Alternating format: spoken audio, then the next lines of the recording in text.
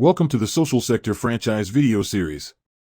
This video will help you assess if your social enterprise, nonprofit, or NGO is at a point to replicate through a franchising model.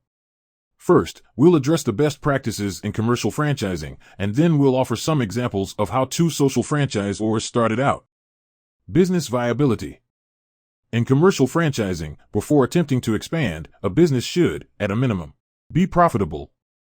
Be clear about the target customer and have proved the customer is willing to pay for the products or services sold and return again and again. Deliver products and services consistently and up to specified standards. Be sure to check out our separate video on setting standards in franchising.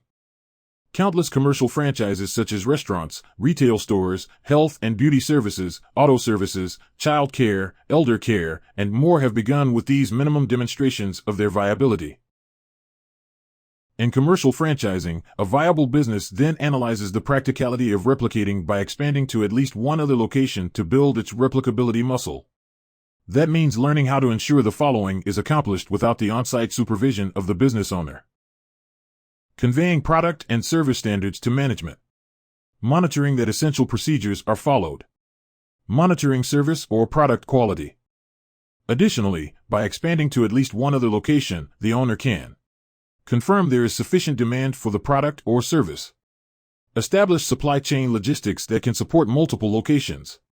Now, let's look at how two social franchisors accomplished viability and replicability. Jibu equips franchisees with equipment, branding, training, and capital to launch franchised locations selling purified drinking water. In its first year, before ever operating a Jibu store, Jibu opened 3 franchised locations, one in Rwanda, one in Uganda, and one in the Democratic Republic of Congo. All 3 of these locations failed.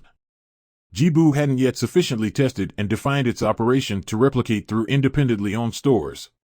In its second year, Jibu bought the store back from the franchisee in Rwanda and ran it as a company-owned store, validating its viability by improving this single unit's performance and refining its systems. In its third year, Jibu went back into franchising. 10 years after being founded, as of 2023, Jibu now has 162 stores in 8 countries that serve over 10,000 retail points. Unjani Clinics in South Africa started in 2012 as a pilot in which 6 nurses ran primary healthcare clinics out of converted shipping containers, gaining ownership of the clinics incrementally over 5 years. Although these clinics had a standardized look and feel, this was just a pilot. Unjani hadn't yet developed a robust system capable of scaling to a large network. In 2014, a nonprofit corporation was established to take lessons from the pilot and build Unjani into a thriving franchise network. Unjani improved its systems, modified its criteria for new sites, and changed its selection process and agreement with new nurse franchisees.